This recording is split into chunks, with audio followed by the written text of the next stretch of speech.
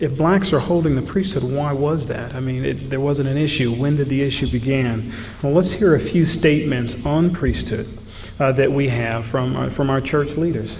David O. McKay, 1954, David O. McKay is quoted as saying, "There is not now, and there never has been, a doctrine in this church that the Negroes are under a divine curse.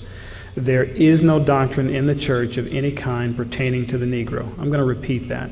There is no doctrine in the church of any kind pertaining to the Negro. We believe that we have a scriptural precedence for withholding the priesthood from the Negroes. It is a practice, not a doctrine, and the practice will someday be changed, and that's all there is to it. President George Albert Smith is also quoted as having said the same thing. Elder Dallin H. Oaks said in an interview, "It is not the pattern of the Lord to give reasons. We can put reasons to the commandments. When we do, we are on our own. Some people put reasons to the ban, and they turned out to be spectacularly wrong. There is a lesson in that. I am referring to reasons given by general authorities and elaborated on by others. The whole set of reasons seem to be unnecessary risk-taking. Let's not make the mistake that's been made in the past here and in other areas, trying to put reasons to revelations. The reasons turn out to be man-made to a great extent." Elder Bruce R. McConkie, one of my favorite statements here. "Forget everything that I've said or what President Brigham Young or President George Buchanan or whoever has said in the days past that is contrary to today's revelation.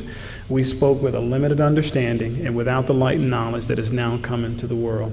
We get our light and truth line upon line, precept upon precept, and we have now had added a new flood of intelligence and light on this particular subject, and it erases all of the darkness and all of the views and all of the thoughts of the past. They just don't matter anymore. So if you're going to study this issue, you've got to forget everything you've heard and start from scratch. And where's the best place to start? Forget the philosophies of men and go straight to the scriptures. There's enough guidance in the scriptures for you to understand this, for us to understand this. It doesn't make a particle of difference what anybody has ever said about the Negro matter before the first day of June of this year, 1978. It is a new day and a new arrangement, and the Lord is now given revelation to shed light into the world on this particular subject.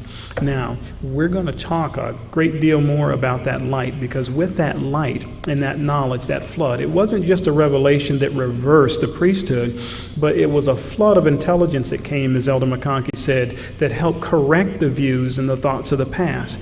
And the brethren actually did something with that flood. They actually updated our scriptures in 1981. So if you look at an older version of your scriptures and then go to 1981, you've got a newer version with footnotes and word changes to help us to understand the issues that were misunderstood before, give us new guidance.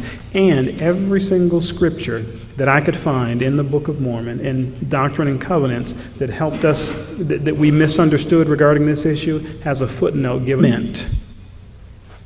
Give I unto you concerning who? Concerning all men, that as many as shall come before my servants, Sidney Rigdon and Joseph Smith Jr., embracing this calling and commandment, shall be ordained and sent forth to preach the everlasting gospel among the nations.